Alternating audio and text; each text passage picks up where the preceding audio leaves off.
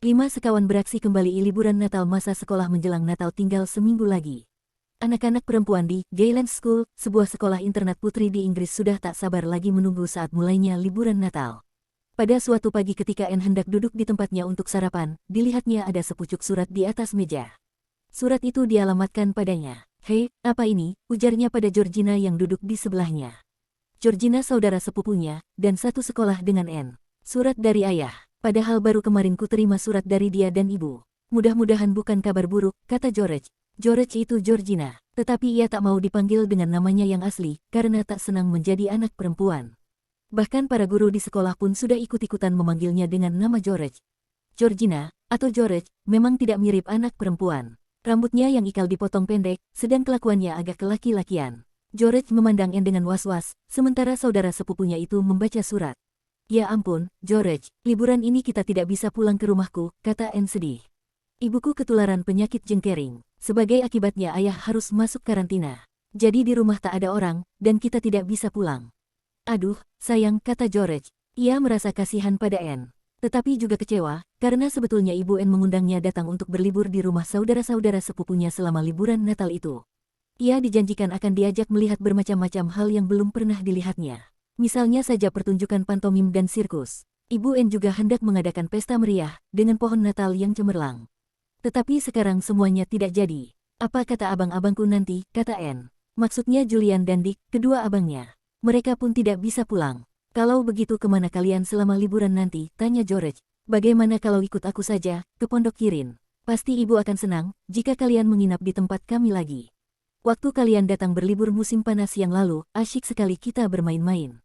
"Tunggu, biar ku selesaikan membaca surat ini dulu," kata Anne sambil meneruskan membaca. "Kulihat dulu apa kata ayah. Kasihan ibu, mudah-mudahan penyakitnya tidak parah." Dibacanya kalimat-kalimat berikut, sekonyong-konyong ia berseru kegirangan. George dan teman-teman perempuan yang semeja dengannya memandang Anne dengan perasaan tak sabar. Mereka ingin tahu, mengapa ia tiba-tiba gembira. "Wah, George, kami memang akan menginap lagi di rumahmu. Tapi tunggu, sialan, benar-benar sialan. Selama liburan mendatang akan ada pelajaran tambahan. Ayah menghendaki bahwa kami didampingi oleh seorang guru pribadi. Di satu pihak agar ibumu tidak terlalu repot mengurus kami, dan di pihak lain untuk membimbing Julian dan Dick. Selama masa sekolah yang sekarang ini mereka 2 kali sakit flu. Jadi pelajaran mereka akan tertinggal. Seorang guru, wah, menyebalkan. Kelihatannya aku juga harus ikut belajar pula." George kecewa. "Kalau orang tuaku melihat angka-angka raporku, mereka akan melihat bahwa aku sangat tertinggal dalam pelajaran. Maklumlah, baru sekarang aku bersekolah benar-benar. Banyak pelajaran yang belum pernah kuterima selama ini. Liburan macam apa itu, jika terus-menerus didampingi seorang guru pribadi," ujar Anne murung. "Kalau aku sendiri, kurasa angka-angka raporku akan bagus. Prestasiku dalam ujian baik, tapi tak enak rasanya, jika cuma aku sendiri yang tak perlu belajar selama liburan. Tapi aku bisa saja pergi bermain-main dengan tim. Dia tak perlu belajar." "Oh ya, dia harus belajar," sahut George dengan segera. Ia tak senang mendengar bahwa Anne hendak pelesir tiap pagi dengan anjing yang sangat disayanginya itu. Sedang dia harus belajar keras, bersama Julian dan Dick. "Ah, kau ini konyol, George. Masakan tim harus belajar," kata Anne. "Dia bisa saja duduk dekat kakiku, sementara aku belajar," kata George. "Rasanya akan lebih enak, jika tim ada di situ.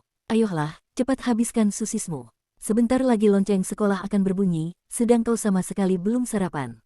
"Untung keadaan ibu tidak sebegitu parah," kata Anne sambil cepat-cepat melanjutkan suratnya. "Kata ayah, dia sudah menulis surat pula pada Dick dan Julian. Dan pada ayahmu ia sudah minta tolong dicarikan seorang guru bagi kami." "Ah, benar-benar mengecewakan. Aku bukannya tak senang akan pergi lagi ke Pondok Kirin, dan berkunjung ke Pulau Kirin. Tapi bagaimanapun juga, di sana tak ada pertunjukan pantomim dan sirkus. Dan juga tak ada pesta-pesta." Akhir masa sekolah datang dengan cepat. Anne dan George sibuk berkemas. Sibuk sekali keadaan anak-anak yang hendak berlibur. Sekolah hiruk-pikuk, karena semuanya sudah ingin cepat-cepat pulang. Ketika bis sekolah yang besar datang untuk menjemput, mereka bergegas masuk. "Kita ke Kirin lagi," ujar Anne. "Ayo Tim, kau boleh duduk di antara aku dan George." Di sekolah mereka, anak-anak diizinkan membawa binatang-binatang kesayangan masing-masing. Tim, anjing keturunan campuran kepunyaan George, sangat disenangi seisi internat. Anjing itu juga tidak nakal. Kecuali sekali, ketika ia mengejar tukang sampah dan meremas pengki dari tangannya. Kemudian alat penampung sampah itu dilarikannya melintasi pekarangan sekolah, langsung sampai ke dalam kelas di mana George sedang belajar. Hanya sekali itulah Tim bandel.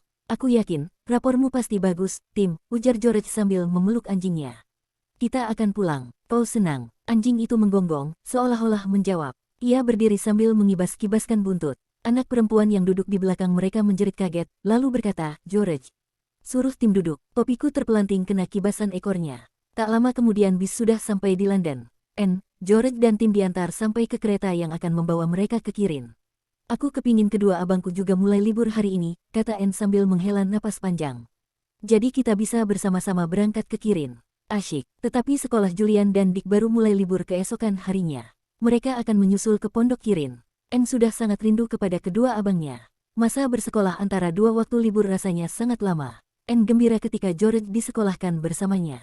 Selama liburan musim panas yang lalu, ia bersama kedua abangnya berlibur di rumah orang tua George. Mereka mengalami kejadian-kejadian ramai di pulau kecil yang letaknya di depan pantai. Di pulau itu ada sebuah puri yang sudah tua. Dan dalam ruangan-ruangan bawah puri kuno itu anak-anak mengalami petualangan yang mendebarkan hati. Asyik ya, kita bisa menyeberang lagi ke Pulau Kirin, ujar Anne pada saudara sepupunya, sewaktu mereka sudah duduk dalam kereta api yang membawa mereka ke arah barat. Kali ini tidak bisa, jawab George. Di musim dingin, laut sekitar pulau berombak besar. Terlalu berbahaya untuk menyeberang dengan perahu. Aduh, sayang, kata Anne kecewa. Padahal aku sudah berharap-harap akan mengalami petualangan lagi di sana. Di Kirin, kalau musim dingin tak ada kejadian yang mengasyikkan, ujar George. Di sana hawanya dingin. Kami kadang-kadang terkurung salju yang terkurung dan ditiup angin laut sampai tertumpuk tinggi. Bahkan berjalan kaki ke desa pun tidak bisa. Wah, kedengarannya mengasyikkan, ujar Anne. Sebetulnya sama sekali tidak asyik, kata George. Bahkan sebaliknya, membosankan. Sepanjang hari duduk-duduk di rumah, atau keluar membawa sekop untuk menyingkirkan salju yang bertumpuk-tumpuk sekeliling rumah. Lama juga perjalanan sampai ke stasiun desa Kirin. Tetapi akhirnya kereta api mereka memperlambat jalannya, lalu berhenti di sisi peron yang pendek. Kedua anak perempuan itu bergegas turun, sambil memandang ke kanan kiri mencari penjemput. Ya, betul itu Bibi Fanny, ibu George. Halo George sayang. Halo Anne, seru wanita itu, lalu merangkul kedua anak perempuan yang turun dari kereta api. Anne, Bibi ikut sedih mendengar kabar tentang ibumu. Tetapi jangan khawatir, keadaannya sudah agak membaik. Syukurlah, kata Anne. Terima kasih karena Bibi mau menerima kami selama liburan ini. Kami berjanji takkan merepotkan. Bagaimana dengan Paman Quentin? Tidakkah ia akan terganggu, jika ada 4 orang anak di rumah? Dan musim dingin lagi, kami takkan bisa begitu sering keluar rumah seperti di musim panas. Paman Quentin, ayah George seorang sarjana. Orangnya sangat pintar, tetapi galak. Ia tak sabar menghadapi anak-anak. Kadang-kadang George, Anne serta kedua abangnya merasa takut sekali berhadapan dengannya di musim panas yang lalu. Paman masih sibuk sekali mengarang buku, kata Bibi Fanny. Dia menyusun suatu teori rahasia, dan memaparkannya dalam buku itu. Katanya kalau sudah selesai diterangkan dalamnya, buku itu akan diserahkannya pada salah satu badan yang berkuasa. Sudah itu gagasannya tersebut akan dimanfaatkan demi kepentingan negara. Wah, Bibi Fanny, kedengarannya menarik sekali, kata Anne. Apakah rahasianya? Anak tolol, sahut Bibi sambil tertawa. Itu kan rahasia, aku sendiri juga tidak mengetahuinya. Ayolah, kita pulang, lama-lama dingin juga di sini. George, Tim kelihatannya gemuk dan sehat. Wah, dia sangat senang di sekolah, kata George. Ada-ada saja kenakalannya. Sekali ia menggigit-gigit sandal tua kepunyaan juru masak sampai rusak. Dan setiap kali ia melihat kucing yang tinggal dalam kandang, tak pernah tidak dikejarnya, kata Anne. Lalu sekali ia berhasil masuk ke tempat menyimpan bahan makanan. Pergedel daging sepiring besar habis disikatnya. Dan sekali dia, astaga, George, jangan-jangan internet tak mau lagi menerima Tim kalau sekolah sudah dimulai lagi sehabis Natal, kata ibunya kaget dan cemas. Tentunya dia dihukum, mudah-mudahan saja, anjing bandel. Tidak, bukan dia yang kena hukum, kata George. Mukanya berubah menjadi merah. Soalnya, kami yang bertanggung jawab atas binatang-binatang peliharaan kami. Jadi kalau Tim nakal, aku yang dikenai hukuman. Karena tak menjaganya baik-baik. Kalau begitu tentunya kau sering dihukum, kata Bibi sambil menyuruh kuda berjalan. Kereta kuda beroda 2 yang mereka naiki mulai bergerak di jalan yang licin karena berlapis es. Kurasa ide itu tidak jelek. Ada baiknya jika kuikuti. Setiap kali Tim bandel, kau yang dihukum. Mata Bibi Fanny bersinar jenaka. Kedua anak perempuan yang duduk di sampingnya tertawa geli. Mereka merasa senang dan bersemangat. Liburan selalu mengasyikkan, apalagi datang kembali ke Kirin. Besok Julian dan Dick akan datang. Dan sesudah itu, perayaan Natal. Pondok Kirin, seru Anne, ketika rumah kuno yang bagus itu muncul di depan mereka, dan lihat di sana itu Pulau Kirin. Kedua anak perempuan itu memandang ke arah laut. Di pulau itu nampak puri kuno, di mana anak-anak mengalami kejadian-kejadian yang menegangkan dalam musim panas yang lalu. Mereka masuk ke rumah. Quentin, seru Ibu George memanggil-manggil. Quentin, anak-anak perempuan sudah datang. Paman Quentin muncul dari kamar kerjanya. Menurut perasaan Anne, pamannya itu nampak semakin jangkung dan suram. Dan lebih cemberut, kata Anne dalam hati. Mungkin saja paman Quentin sangat pintar, tetapi Anne lebih suka pada orang yang periang dan gemar tersenyum. Seperti ayahnya sendiri, Anne berjabatan tangan dengan paman, sedang George mengecup pipi ayahnya itu. Nah, kata paman pada Anne, kabarnya aku harus mencarikan seorang guru untuk membimbing kalian belajar selama liburan. Setidak-tidaknya untuk kedua abangmu. Wah, kalian harus berkelakuan baik jika diawasi guru. Maksud paman hendak berkelakar, tetapi Anne dan George tidak senang mendengarnya. Orang yang menghendaki anak-anak berkelakuan baik terus, biasanya sangat keras dan menjemukan. Kedua anak itu merasa lega ketika paman sudah masuk lagi ke kamar kerjanya. Akhir-akhir ini ayah terlalu banyak bekerja, kata Bibi Fanny pada George. Ia sangat capek, untung bukunya sudah hampir selesai sekarang. Mula-mula ia berharap akan bisa menyelesaikannya menjelang Natal, supaya ia bisa ikut bersenang-senang sesudah itu. Tetapi sekarang katanya ia tidak bisa. Sayang, kata Anne dengan sopan. Tetapi dalam hati ia mengucap syukur. Tak lucu, jika paman Quentin ikut-ikut bermain dengan mereka. Bayangkan saja, paman yang galak tidak berhasil menebak kata yang harus dicari.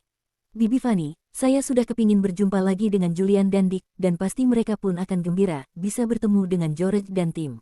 Bibi Fanny, di sekolah tak ada yang memanggil George dengan nama Georgina. Bahkan guru kelas kami pun memanggilnya George. Sebetulnya saya sudah berharap-harap bahwa mereka akan menyapanya dengan nama Georgina. Saya kepingin melihat apa yang terjadi apabila George tak mau menjawab. Kau kan senang bersekolah, George. Oh ya, jawab George. Dulu kukira aku akan tak senang berkumpul beramai-ramai dengan anak-anak lain. Tapi kemudian ternyata mengasyikkan. Ibu, sayang raporku tak begitu bagus. Angka-angkaku jelek untuk berbagai mata pelajaran yang dulu belum pernah kukenal. Tentu saja, kan baru sekarang kau belajar di sekolah yang sungguh-sungguh, kata ibunya. Kalau ayah marah, nanti kuterangkan padanya. Sekarang lekaslah bersihkan badan kalian. Kita akan segera minum teh. Tentunya kalian sudah sangat lapar. Kedua anak perempuan itu pergi ke kamar mereka di tingkat atas. Untung aku tak sendirian selama liburan ini, ujar George. Sejak aku mengenal kalian bertiga, aku merasa senang sekali. Hei, kemana Tim? Dia tadi pergi keluar, sambil mencium-cium. Rupanya dia ingin meyakinkan bahwa ini memang benar-benar rumah tempatnya tinggal dulu, kata Anne sambil tertawa cekikikan.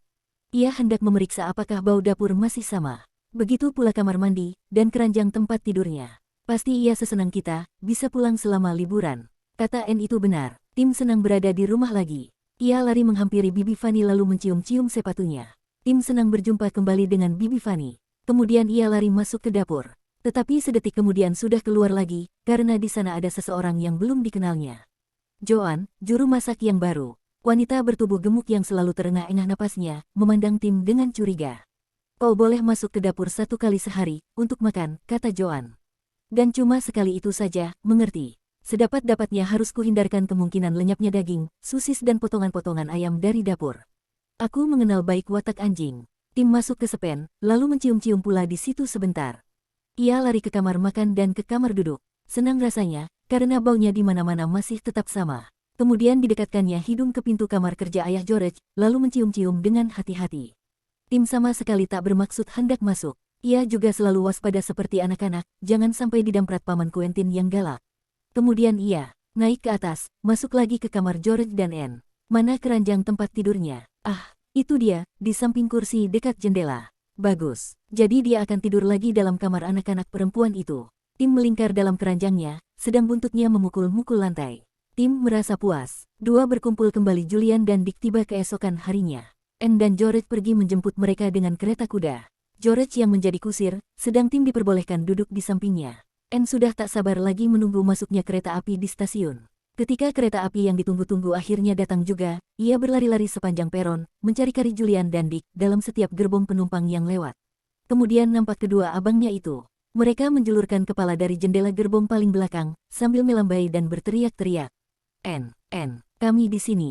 Halo George, hei, itu Tim, Julian, Dick, seru Anne. Tim meloncat-loncat sambil menggonggong dengan sibuknya. Benar-benar mengasyikkan saat itu. Wah, Julian, senang sekali rasanya, bisa bertemu lagi dengan kalian berdua, seru Anne sambil memeluk kedua abangnya. Tim melonjak-lonjak, ia juga ingin memberi salam. Tim sangat gembira, karena sekarang keempat anak yang disayanginya sudah berkumpul lagi. Anne sibuk berbicara dengan kedua abangnya, sementara tukang barang menurunkan bagasi mereka dari kereta api. Tim menyertai pembicaraan sambil mengibas-kibaskan ekor karena gembira. Tiba-tiba Anne teringat pada George, lalu memandang berkeliling. Saudara sepupu mereka itu tak kelihatan di mana-mana. Padahal ia tadi juga berdiri di peron, bersama Anne. "Mana George?" tanya Julian. "Ketika aku julurkan kepala dari jendela gerbong tadi, ia masih nampak ada di sini." "Rupanya sudah pergi ke kereta kuda," kata Anne. "Julian, kau minta pada tukang barang supaya koper-koper kalian dibawanya ke sana. Ayolah kita mencari George." Ternyata George memang sudah berada di kereta. Ia berdiri dengan kepala tertunduk di samping kuda. Menurut perasaan Anne, saudara sepupunya itu nampak agak sedih. Kedua anak laki-laki yang baru datang segera menghampirinya. "Halo, George, apa kabar?" seru Julian sambil memeluknya. Dick juga menyatakan kegembiraannya bertemu kembali. "Ada apa?" tanya Anne dengan heran, melihat George tiba-tiba tak mau lagi ngomong. "Kurasa George merasa agak dikesampingkan," kata Julian sambil nyengir. "Kau masih tetap Georgina yang konyol." "Jangan panggil aku Georgina," kata anak perempuan itu dengan galak. Kedua anak laki-laki itu tertawa geli. "Betul, ia masih tetap George yang galak," kata Dick sambil menepuk bahu saudara sepupunya dengan ramah. "Wah, George, senang rasanya bertemu lagi denganmu. Kau masih ingat pengalaman-pengalaman kita yang asyik musim panas yang lalu?" Pelan-pelan, George tidak merasa kikuk lagi. Tadi ia memang merasa agak dikesampingkan, ketika melihat betapa ramai dan akrab pertemuan Julian dan Dick dengan adik perempuan mereka. Tetapi menghadapi kedua anak laki-laki itu, ia tak bisa lama-lama merajuk. Mereka tak pernah membiarkan ada teman yang merasa dikesampingkan, merasa kikuk atau merajuk. Keempat anak itu naik ke kereta kuda. Tukang barang memasukkan koper-koper ke tempat bagasi. Dengan begitu tempat di kereta sudah penuh. Tim terpaksa duduk di atas koper-koper. Ekornya mengibas kian kemari dengan sibuk. Lidahnya terjulur keluar, napasnya terengah-engah karena gembira. "Anjing memang biasanya begitu. Kalian berdua untung, bisa membawa tim ke internat," ujar Dick sambil menepuk-nepuk kepala tim. "Kalau di sekolah kami, tidak diperbolehkan membawa binatang peliharaan. Sangat menyedihkan bagi anak-anak yang senang memelihara binatang." Thompson Minor memelihara tikus-tikus. "Putih dengan sembunyi-sembunyi," kata Julian. Tapi pada suatu hari tikus-tikus itu lari. Kebetulan saat itu ibu asrama lewat, dan bertemu dengan tikus-tikus yang sedang berlarian di pojok gang. Wah, bukan main ributnya ibu asrama berteriak-teriak. Ia sangat ketakutan. Anne dan George tertawa geli. Kedua anak laki-laki itu selalu ada saja ceritanya yang lucu-lucu jika mereka pulang. "Dan Kennedy, ia memelihara keong," kata Dick. "Kalian kan tahu, keong biasanya tidur di musim dingin. Tapi Kennedy menaruh binatang-binatang itu di tempat yang terlalu panas. Lalu keong-keong itu merayap keluar dari kotak mereka dan naik di dinding." Bayangkan saja betapa keras kami tertawa ketika guru ilmu bumi menyuruh Thompson menunjukkan kota Capetown di atas peta. "Di mana-mana ada keong." Mereka tertawa lagi. Senang rasanya berkumpul kembali. Keempat anak itu tak berbeda jauh umurnya. Julian berumur 12 tahun, George dan Dick 11, sedang Anne 10 tahun. Mereka menghadapi hari-hari yang menyenangkan, liburan, dan perayaan Natal. Karenanya tidaklah mengherankan apabila mereka senang tertawa. Bahkan lelucon yang paling konyol sekalipun, dianggap mereka sangat lucu saat itu. "Untung ibu kini sudah agak sembuh dari penyakitnya," kata Dick, sementara kuda yang menarik kereta mereka berlari menderap sepanjang jalan menuju ke rumah. "Terus terang saja, mula-mula aku kecewa tak bisa pulang ke rumah. Aku ingin melihat pertunjukan Aladin dengan lampu wasiat, dan aku juga kepingin pergi ke sirkus. Tapi walau begitu senang juga rasanya bisa datang lagi ke Pondok Kirin. Mudah-mudahan saja kita akan mengalami kejadian-kejadian yang mengasyikkan lagi. Tapi kelihatannya kali ini harapan untuk itu tipis sekali. Liburan kali ini ada pengganggunya," kata Julian. "Maksudku guru yang akan membimbing dalam belajar. Kudengar kita akan mendapat guru pribadi selama liburan ini, karena aku dan Dick sering sakit selama masa sekolah yang lalu. Dan dalam musim panas yang akan datang, kami akan menghadapi ujian-ujian yang penting." "Memang," jawab Anne. "Aku ingin tahu, seperti apa guru itu nanti. Mudah-mudahan saja orangnya ramah." Hari ini Paman Quentin akan memilih satu dari beberapa calon yang melamar. Julian dan Dick saling mencibir. Mereka merasa yakin, guru pembimbing yang dipilihkan oleh Paman Quentin pasti tak ramah.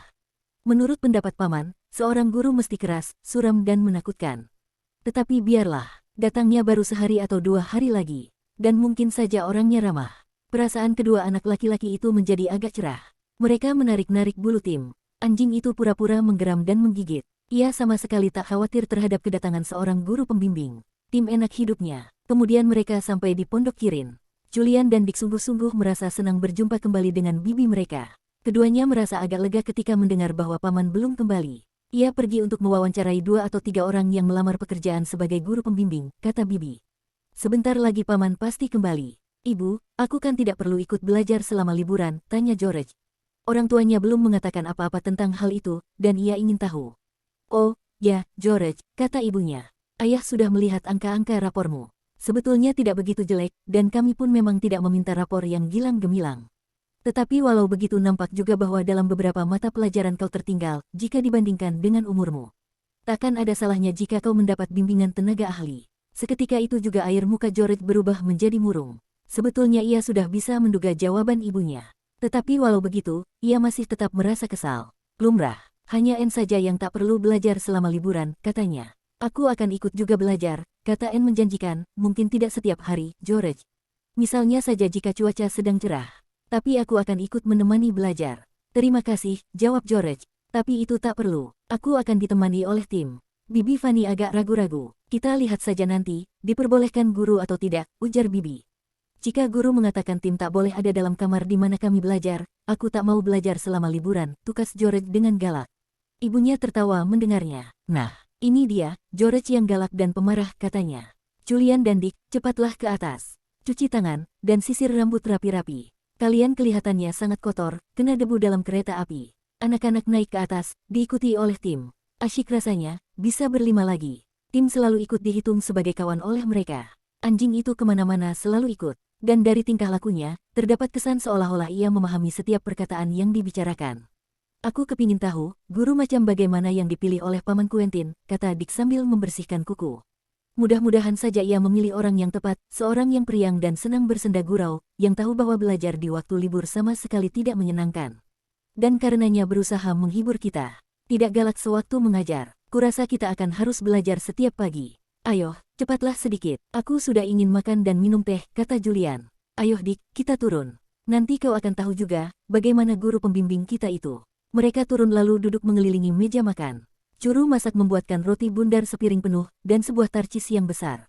Tetapi tak banyak lagi yang tersisa ketika keempat anak itu selesai makan. Saat itu Paman Quentin kembali. Nampaknya merasa puas. Disalaminya Julian dan Dick sambil menanyakan keadaan mereka selama di sekolah. Paman sudah mendapat guru untuk kami, tanya Anne. Ia melihat bahwa saudara-saudaranya sudah sangat ingin mengetahui. Ah ya, benar. Aku sudah mendapatnya, kata Paman. Ia duduk, sementara Bibi Fanny menuangkan teh secangkir untuknya. Aku mewawancarai 3 calon. Nyaris saja ku terima lamaran calon terakhir, ketika seorang calon lagi datang bergegas-gegas. Katanya ia baru saja melihat iklanku yang mencari guru. Ia cepat-cepat datang, dengan harapan semoga belum terlambat. Dan Paman mengambilnya, tanya Dick. Ya, kata Paman. Kelihatannya ia yang paling cerdas. Ia bahkan tahu siapa aku, dan apa kerjaku. Sedang surat-surat keterangan yang dibawanya, semua berisikan hal-hal yang sangat baik mengenai dirinya.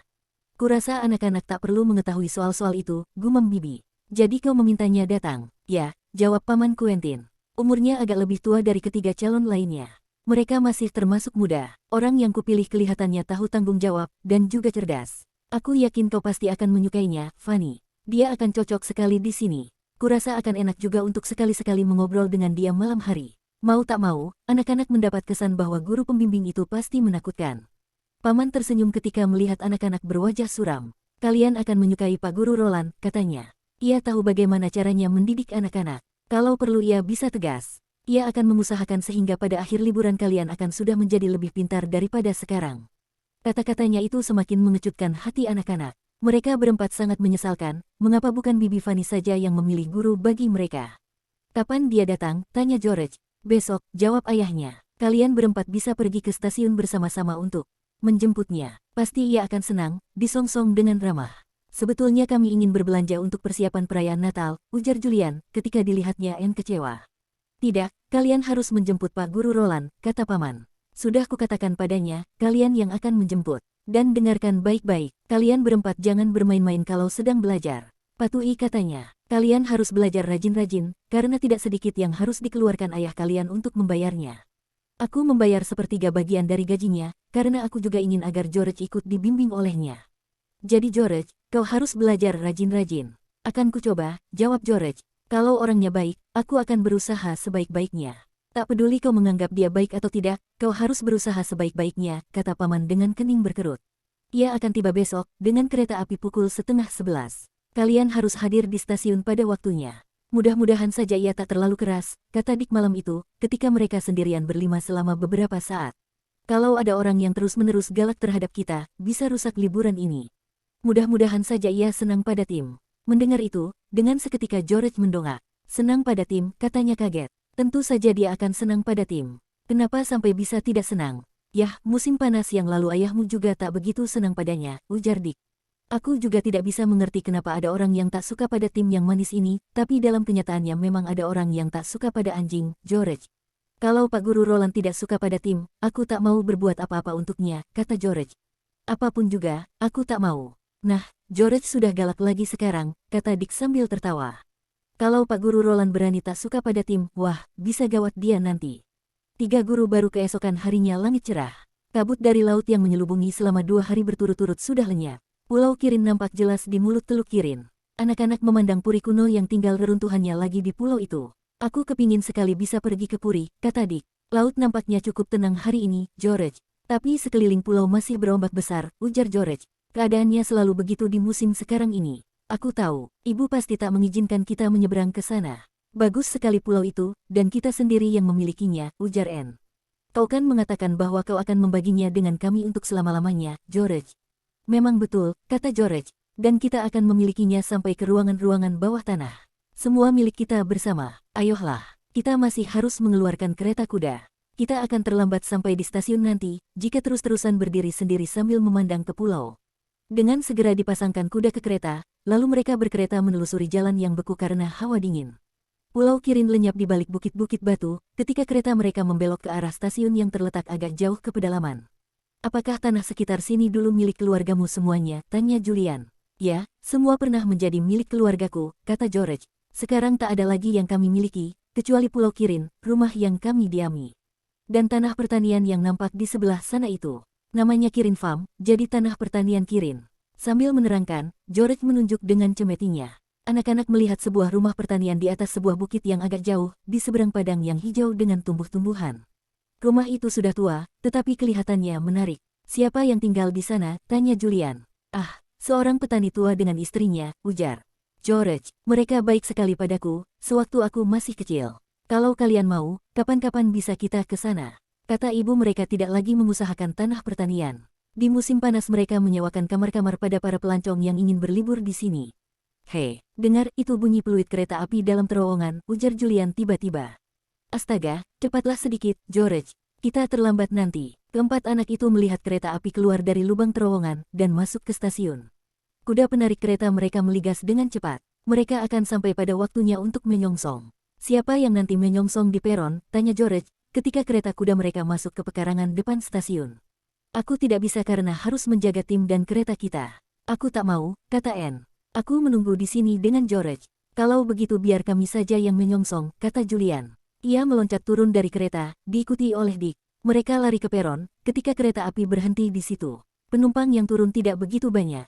Seorang wanita turun membawa keranjang. Seorang pemuda meloncat keluar sambil bersiul-siul. Dia anak tukang roti dari desa. Kemudian menyusul seorang laki-laki tua, turun terlatih-tatih.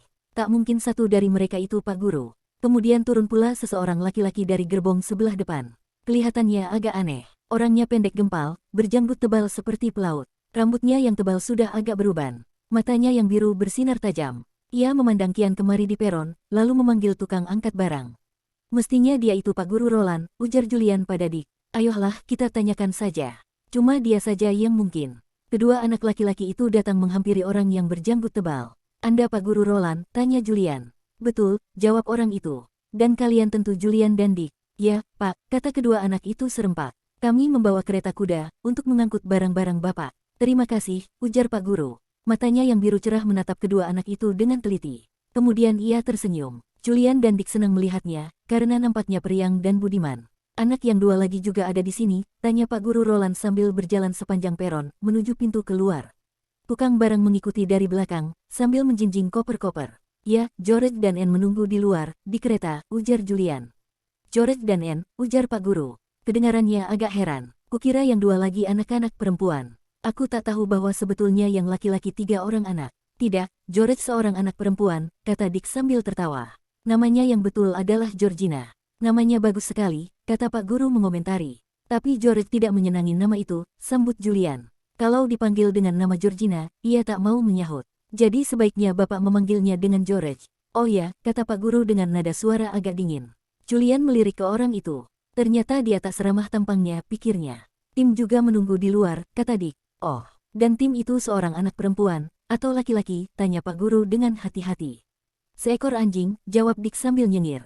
Pak Guru mereka yang baru itu nampak kaget. Anjing, katanya. Aku tak tahu bahwa di rumah kalian ada anjing. Paman kalian sama sekali tak bercerita tentang anjing. Bapak tidak senang anjing, tanya Julian dengan heran. Tidak, jawab yang ditanya dengan singkat. Tapi kurasa anjing kalian itu takkan terlalu merepotkan diriku. Nah, ini dia kedua anak perempuannya. Apa kabar? George sama sekali tak senang disebut anak perempuan. Ia selalu berusaha untuk bertingkah laku seperti anak-anak laki. Dengan tidak mengatakan apa-apa, diulurkannya tangan untuk bersalaman.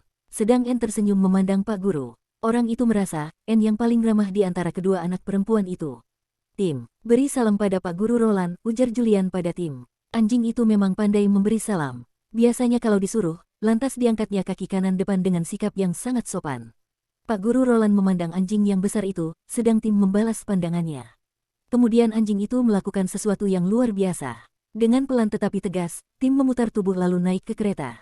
Anak-anak memandang kelakuannya dengan tercengang-cengang. Tim, ada apa? Seru Dick. Anjing itu merapatkan telinganya ke kepala.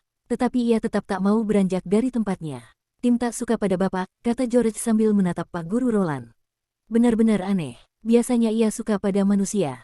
Tapi mungkin bapak sendiri tidak suka pada anjing. Memang, kata Pak Guru. Sewaktu aku masih kecil, aku pernah digigit seekor anjing. Dan sejak itu aku kurang suka pada anjing. Tapi pelan-pelan, Tim kurasa akan senang juga padaku. Mereka naik ke kereta kuda. Mereka harus duduk bersesak-sesak. Tim memandang pergelangan kaki Pak Guru. Kelihatannya seperti ingin menggigit. Anne tertawa. Aneh benar kelakuan Tim kali ini, katanya.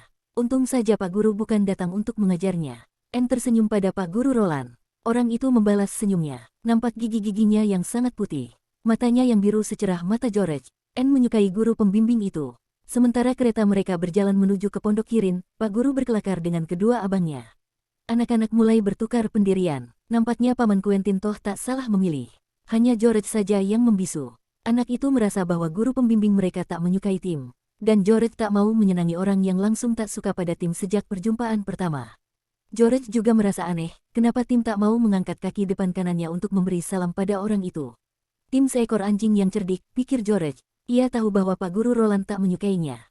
Karena itu ia tak mau memberi salam. Kau tak bisa kupersalahkan, Tim. Aku pun takkan mau bersalaman dengan orang yang tak menyukaiku. Begitu datang di Pondok Kirin, Pak Guru lalu diantarkan ke kamarnya. Kemudian Bibi Fanny turun lagi dan mendatangi anak-anak. Kelihatannya ia sangat ramah. Nampaknya masih tergolong muda, lagi pula periang. Muda, seru Julian heran. Wah, dia kan sudah tua sekali. Paling sedikit sudah 40 tahun umurnya. Bibi Fanny tertawa. Menurutmu, dia kelihatannya sudah tua, tanya Bibi. Yah, tak peduli tua atau tidak, aku yakin dia akan baik terhadap kalian. Bibi Fanny, tanya Julian dengan agak was-was, apakah kami sudah harus mulai belajar dari sekarang? Maksud saya, sebelum perayaan Natal. Tentu saja, jawab Bibi. Hari Natal masih seminggu lagi. Kalian kan tak mengira kita minta Pak Guru datang dan tak berbuat apa-apa sampai setelah hari-hari Natal. Anak-anak mengeluh. Kami masih ingin berbelanja untuk Natal, kata Anne. Itu kan bisa kalian lakukan sore hari, kata Bibi. Kalian hanya perlu belajar pagi hari, selama 3 jam. Itu kan tidak terlalu berat. Saat itu guru mereka datang menuruni tangga rumah. Bibi Fanny mengajaknya bertemu dengan Paman Quentin. Sesudah beberapa waktu Bibi keluar lagi. Air mukanya berseri-seri. Pak Guru Roland akan menjadi teman serumah yang baik bagi Paman, ujarnya pada Julian. Kurasa mereka akan cocok. Kelihatannya ia banyak mengetahui soal-soal yang bersangkutan dengan pekerjaan pamanmu. Kalau begitu, mudah-mudahan saja mereka akan sering sibuk berdua, ujar George pelan-pelan. Ayo, kita berjalan-jalan, usul Dick. Cuaca hari ini sangat bagus. Pagi ini kami kan belum perlu belajar, Bibi. Tidak, jawab bibinya. Kalian belajar mulai besok. Pergilah jalan-jalan sebentar, karena tak setiap hari cuaca akan secerah sekarang. Bagaimana kalau kita pergi ke Kirin Farm, kata Julian. Kelihatannya tempat itu bagus. Kau yang menunjukkan jalan ke sana, George. Baik, jawab George. Ia bersiul memanggil Tim. Anjing itu berlari-lari menghampiri mereka. Kemudian mereka berangkat berlima. Mula-mula melalui jalan besar, sudah itu melewati jalan setapak yang melintasi padang dan menuju ke rumah pertanian yang terdapat di atas bukit. Enak rasanya berjalan-jalan disinai cahaya matahari musim dingin. Sepatu mereka menimbulkan bunyi berderak-derik karena menginjak tanah yang membeku. Kuku-kuku kaki Tim berketak-ketik, sementara anjing itu berjalan di samping mereka. Tim sangat gembira, karena bisa berkumpul kembali dengan keempat teman kecilnya. Sesudah berjalan agak lama melintasi padang, anak-anak itu sampai di rumah pertanian yang dituju. Rumah itu dibuat dari batu putih. Bangunannya indah dan kokoh, tegak di lereng bukit. George membuka pintu pagar tempat pertanian, lalu mendului masuk ke dalam. Kalung leher Tim dipegangnya erat-erat, karena di tempat itu ada 2 ekor anjing dekat lumbung nampak seseorang yang sedang sibuk. Orang itu sudah tua. George menyapanya, "Halo, Pak Sanders. Apa kabar?" Master George datang," seru laki-laki tua itu sambil tertawa lebar. George ikut nyengir. Pak tua itu menyapanya dengan sebutan, "Master," yang berarti, Tuan Muda. George lebih senang disebut Master, daripada Miss yang berarti, Nona. "Mereka ini saudara-saudara sepupuku," teriak George keras-keras. Kemudian ia berpaling pada saudara-saudaranya. "Pak Sanders agak tuli," katanya. "Kalian harus berteriak keras-keras, supaya terdengar olehnya." "Namaku Julian," seru Julian sekuat tenaga. Kedua adiknya juga ikut menyebutkan nama masing-masing. Semuanya berteriak keras-keras. Petani itu memandang mereka dengan wajah berseri-seri. "Masuklah ke dalam untuk mengucapkan salam pada istriku," serunya. "Ia akan senang sekali melihat kalian datang. Kami sudah mengenal Master George sejak ia masih bayi. Ibunya pun sudah kami kenal sejak bayi. Bahkan neneknya juga kami kenal. Kalau begitu bapak ini mestinya sudah sangat tua," kata Anne. Petani itu tersenyum memandangnya. "Setua lidahku, dan sedikit lebih tua dari gigiku," katanya sambil tertawa terkekeh-kekeh. "Ayo, masuklah ke dalam." Mereka masuk berbondong-bondong ke dalam ruangan dapur yang luas dan hangat. Seorang wanita yang juga sudah tua sibuk bekerja di situ. Sibuknya seperti ayam jago sedang mencari makanan. Wanita itu gembira sekali melihat kedatangan keempat anak itu. Sama gembiranya seperti suaminya tadi. Ada tamu rupanya," kata wanita tua itu. "Sudah berbulan-bulan aku tak melihatmu, Master George. Kudengar kau sekarang bersekolah di internat." "Memang," kata George, "tapi selama liburan, aku pulang ke rumah. Bolehkah timku lepaskan di sini, Ibu Sanders?" "Kurasa dia takkan apa-apa, jika anjing-anjing Ibu Sanders juga tenang." "Ya, lepaskan saja," ujar wanita tua itu. "Nanti dia bisa asyik bermain-main di pekarangan, bersama Ben dan Ricky. Sekarang, kalian mau minum apa? Susu panas, coklat, kopi. Baru saja kemarin aku membuat kue-kue mentega. Akan kuhidangkan juga bagi kalian." "Ya, istriku sibuk sekali seminggu ini. Memasak, dan macam-macam lagi," kata petani tua, sementara istrinya pergi ke Spen. "Dalam hari-hari Natal ini kami akan kedatangan tamu." "Oh ya," kata George heran. Ia tahu bahwa suami istri tua itu tak mempunyai anak. "Siapa yang datang? Ku kenal orangnya. 2 seniman. Dari kota London," ujar Pak Petani. "Mereka menulis surat untuk menyatakan keinginan mereka menginap untuk 3 minggu selama hari-hari Natal. Mereka juga menyatakan bersedia membayar sewa yang tidak sedikit. Jadi sekarang istriku harus sibuk bersiap-siap." "Apakah mereka akan melukis di sini?" tanya Julian tertarik. Ia juga gemar menggambar, dan merasa dirinya seorang seniman. "Mudah-mudahan saja kapan-kapan aku bisa berkunjung dan mengobrol dengan mereka. Aku juga bisa menggambar. Barangkali saja mereka mau memberikan petunjuk-petunjuk yang berguna bagiku." "Datang sajalah kapan kau mau," kata Ibu Sanders sambil sibuk membuat minuman coklat dalam kendi besar. Sebuah piring diisinya dengan kue mentega sampai penuh. Anak-anak makan dengan lahap. "Kurasa kedua seniman itu akan merasa kesepian di sini, di daerah pedusunan sewaktu Natal," kata George. "Ada kenalan mereka di sini." "Kata mereka tak ada seorang pun," ujar Ibu Sanders. "Tapi maklumlah, seniman-seniman tergolong manusia aneh. Dulu pernah ada seniman-seniman yang menginap juga di sini. Kelihatannya mereka senang menyendiri. Aku merasa pasti bahwa mereka akan bahagia di sini. Tentu saja, karena begitu banyak makanan enak-enak yang kau buatkan untuk mereka," kata suaminya sambil tersenyum. "Nah, aku mesti mengurus biri-biriku lagi. Kapan-kapan datang lagi." "Ya." Pak tua itu keluar. Ibu Sanders ramai berceloteh dengan anak-anak, sambil sibuk mondar-mandir di dapurnya yang besar. Tim masuk ke dalam, lalu berbaring di atas permadani dekat api. Tiba-tiba dilihatnya seekor kucing berbulu belang-belang. Kucing itu berjalan menyelinap sepanjang dinding. Bulunya tegak, karena takut melihat seekor anjing yang tak dikenal. Sambil menyalak gembira, Tim meloncat bangun dan memburu kucing itu. Kucing lari dari dapur dan masuk ke serambi dalam yang dindingnya berlapis kayu. Tim mengejar. Sama sekali tak dipedulikannya seruan George yang hendak melarangnya. Kucing itu berusaha meloncat ke atas jam lonceng tua yang terdapat di serambi itu. Sambil menggonggong, Tim ikut meloncat. Tubuhnya membentur sekeping papan pelapis dinding. Dan seketika itu juga terjadi sesuatu yang menakjubkan. Papan itu lenyap, dan sebuah lubang gelap menganga di dinding serambi. George yang mengejar Tim ke situ, berteriak kaget melihatnya. "Lihatlah, Ibu Sanders, kemarilah, lihat ini."